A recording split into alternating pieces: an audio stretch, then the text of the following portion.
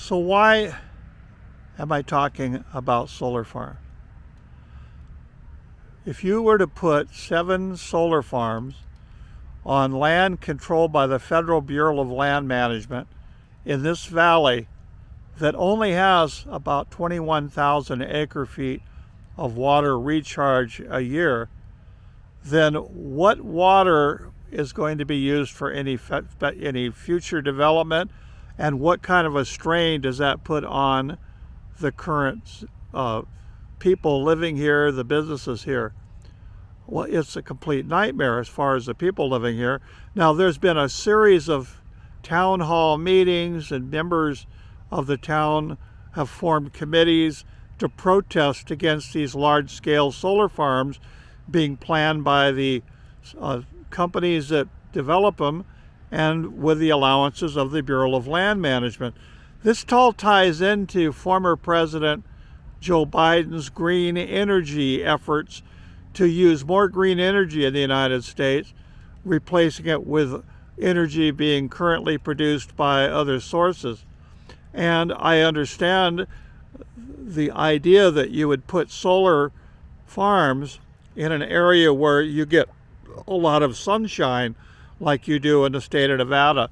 But in a valley like I live in that is water starved, and in fact most of Nevada is water starved, does it really make sense to put in large-scale solar farms when you're using up water that should be being used for people that have moved into the area?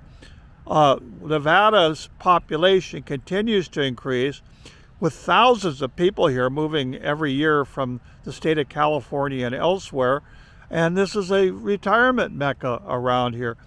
But you have to be sensible in development, and I don't believe these large-scale solar farms, although would help with the energy requirements going into the future, that they are compatible with a valley that only gets 21,000 acre feet of water recharge, has a population approaching 50,000 people with other projects planned, and there's no alternative for water.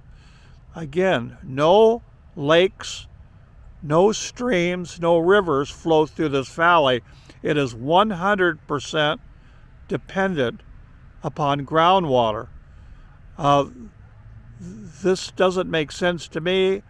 It shouldn't make sense to anybody, except I guess you were worshiping the almighty green energy projects that the Biden administration had promoted throughout the United States. Now, President Trump, who just took office just literally a week ago, has said that large-scale projects addressing green energy would be scaled back as far as the government's participation and funding and so forth, because, for one thing, the technology isn't there to replace all of our fossil fuel and other sources of energy with solar. Yes, solar is a valuable asset for as far as getting energy, but it is not at the point where it can replace current energy production. And by putting solar panels farms of thousands of acres in parts of the country that are water starved, it simply doesn't make any sense.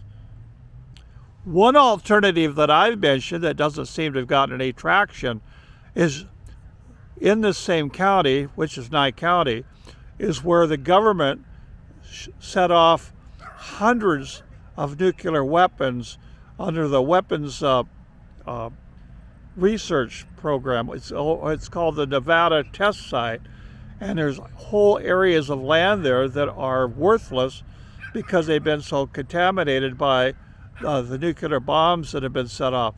Why not put the solar panel fields in an area like that lots of space, lots of sunshine, and the land is really not there going to be used for anything else? I never got a reply on that, maybe because it made too much sense. But basically what doesn't make sense is to put these solar panel farms adjacent to a growing town that does not have enough water to support them. So that's what I've got to say today. You guys have a great day, and I'll be back again to bring up another story involving our government and its, well, sometimes idiotic solutions to non-existent problems, because we have a non-existent energy problem in the United States. There is lots of energy right now. You guys have a great day. Hi, Dwight Lee back here again for another hopefully educational episode of my vlog here.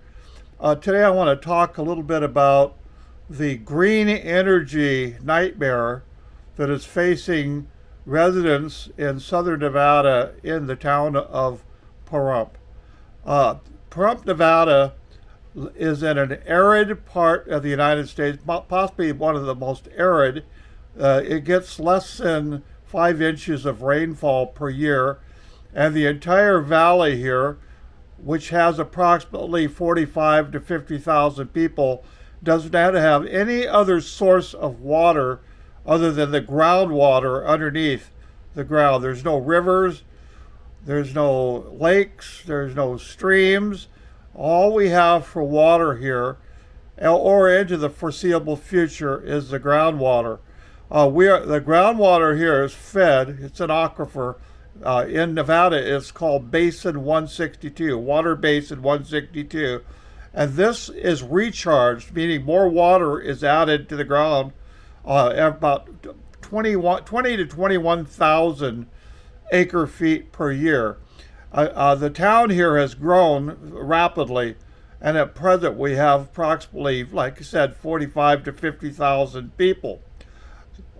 Going back 10 years or more, the state engineer's office, which is in charge of managing Nevada's water resources, came to this town of Pahrump and held a series of meetings where he said that this area was going to be designated as a critical management area unless the area formed some type of plan to cut back on the use of water, to be conservative, because frankly we were running out of water.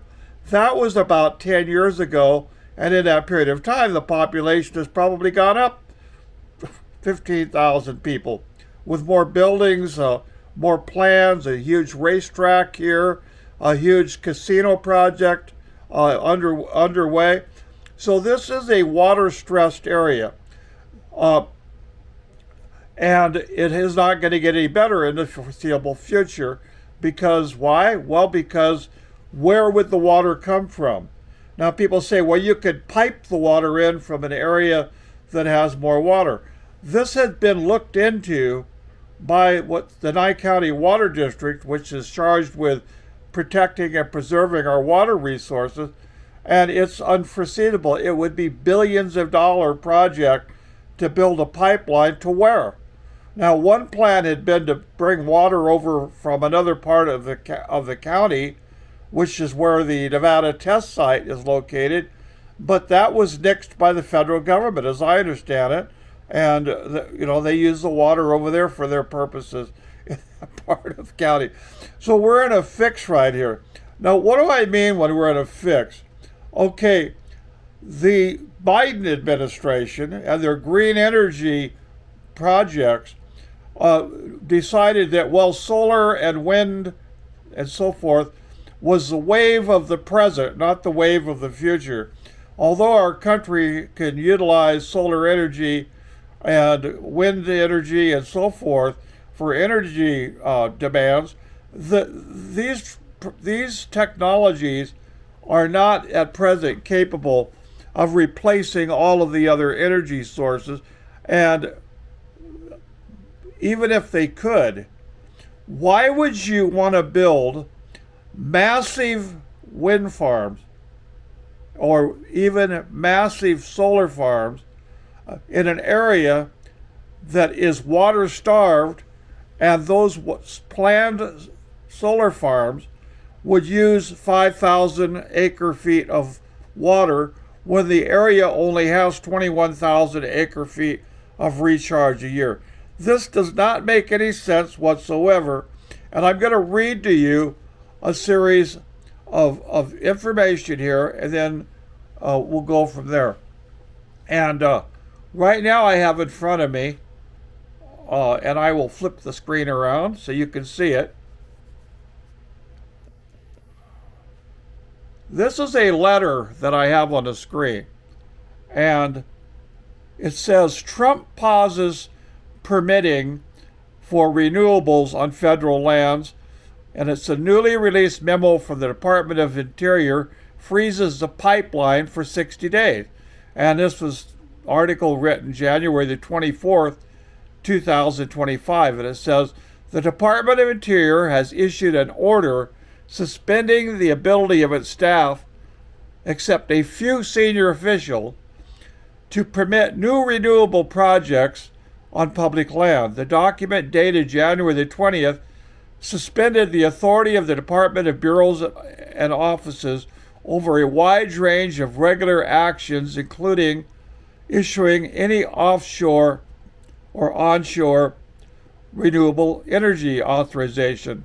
The suspension lasts for 60 days and can only be overridden by a confirmed or acting official in a number of senior roles in the department, including the secretary. Donald Trump picked for Secretary of the Interior former North Dakota Governor Doug Burgum, cleared a Senate Environment and Natural Resources Committee vote earlier this week and will likely be confirmed by the full Senate soon.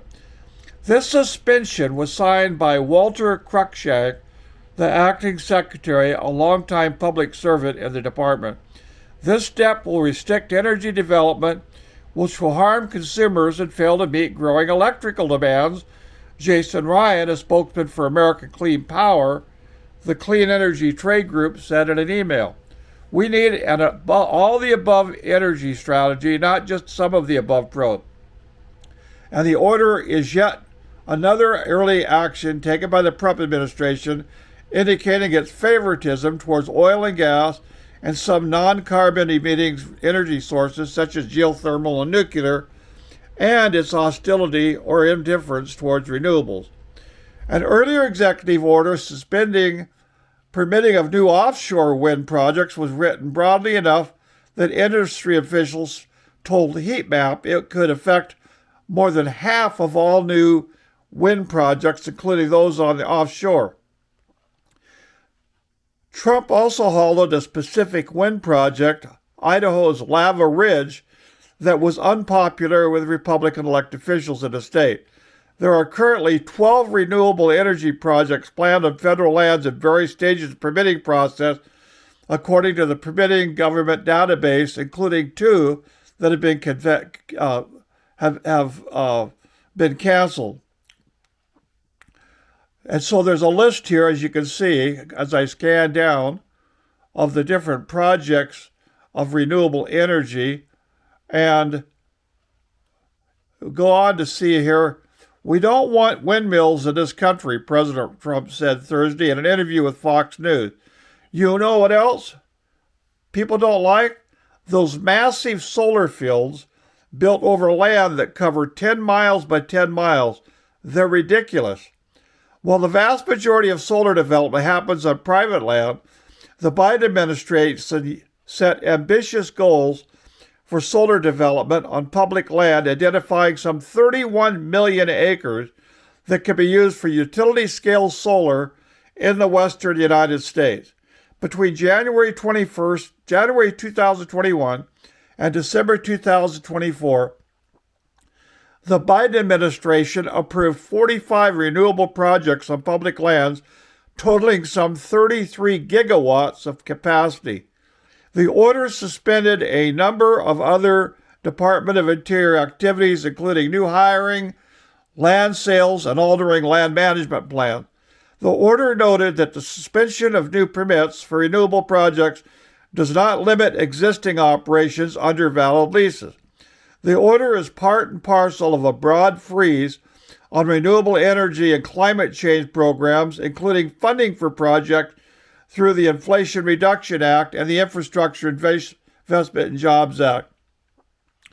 Former President Joe Biden issued a similar order on his first day in office, halting new permits for oil and gas projects on public lands for 60 days, except with permission for senior officials, followed up with a longer-term pause on leasing in order to review the climate and environmental effects of oil and gas projects on public lands, which was eventually blocked by a federal judge like President Trump. Biden also killed off a specific energy project that many of his supporters opposed on his first day in office, the Keystone XL pipeline. Okay, that is an article that is posted on a Facebook page that addresses what I've been talking about here. Now I want to scroll up. I'm on that page right now, and I want to scroll up here to show you this is a map. And if you look at the map, you will see this area right up in here. This is the town of Pahrump, and all of these colored areas are the planned solar projects taking up thousands upon thousands of acres of land, and you can see the projects that are right adjacent to the town of Pahrump. And again, this is all water basin 162 in this area right here. Now, there is a proposed letter for people to send out. I think is here we go.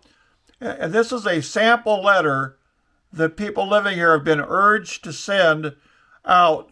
It says, sample letter to write to the Bureau of Land Management to cancel Pahrump solar projects. It says, please reject the 5 solar projects proposed to be built on Bureau of Land Management lands in the South Pahrump Valley. Some of the projects are within a couple of miles of residential areas, and the projects will harm our property values, visual landscape, wildlife, recreation, cultural, and archaeological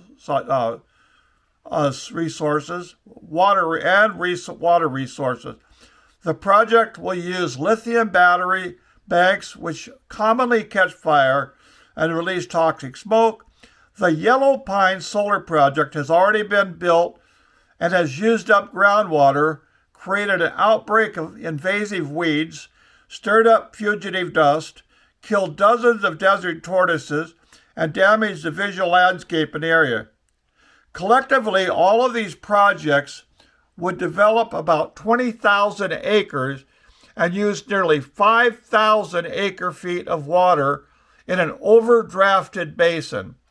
The Rough Hat Clark County Solar Project was approved on January the 17th, 2025. The Bureau of Land Management did not adequately review the impact of this project would have on local property values, groundwater, and desert tortoises. This project can be reviewed with a supplemental environmental impact statement like the recent executive order directed for the Lava Ridge Wind Project in Idaho. All solar projects proposed for the Pahrump Valley are very unpopular, and the new administration would think these plans and reject them. Rethink these plans, reject them. Thank you. Now that is a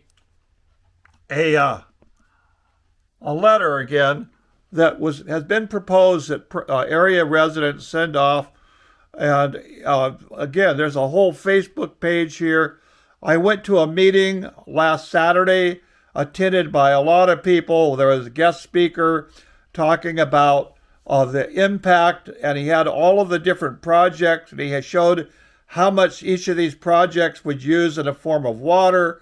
Some of them 500 acre-feet. One was 1,750 acre-feet of water.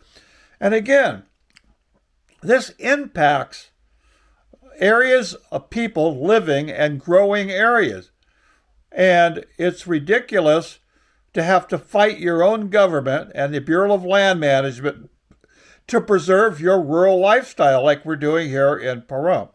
And so I wanted to bring this up to my people out there in social media and elsewhere. And I'm going to put my hat back on. It says pray on it because I'm praying to the Almighty God for some common sense to enter into our discussion about energy use and conservation here in the United States. Again, you've had one administration that just was voted out, the Biden administration, that has since wanted to get rid of gas and all forms of carbon-based energy and to replace it with renewable energy in the form of solar and wind power and geothermal power and so forth. Now, I consider all the issues behind this push for green energy to be somewhat of a scam, and I'll tell you why. Now, President Trump removed the United States from the climate change committees that have been meeting over in Europe and elsewhere as a scam. We are already conserving energy in the United States. We've already cleaned up our environment a lot. You don't see the smog like it used to be in Los Angeles. We've had the movements on the auto industry to cut down on pollution and so forth, what they call greenhouse gases. But if you take a look at China, China is considered a developing country, and so they've been somewhat exempt from taking any type of conservation measures, and they keep opening coal-fired power plants over there, like McDonald's opens McDonald's franchise stores. And yet here in the United States, the Biden administration wants us to eliminate all forms of carbon energy and replace it with solar and geothermal and wind and so forth, when again, these are fine ways of producing energy, and yet they're not prepared. That industry is not developed enough to replace all of the energy in the United States. So that's what I've got here. I've got a part 2 to this that I will include where I'm outside and saying a few words on this. So again, water is an issue, and our environment is an issue. Our endangered species here in the desert are an issue. It was mentioned in that letter, the desert tortoises. There's certain wildlife plants that exist only in this area right here. And for us to sacrifice all of that anyway. That's about all I got to say right now. And I'll continue on posting videos about this going forward. Again, Dwight Lilly here in Pahrump, Nevada.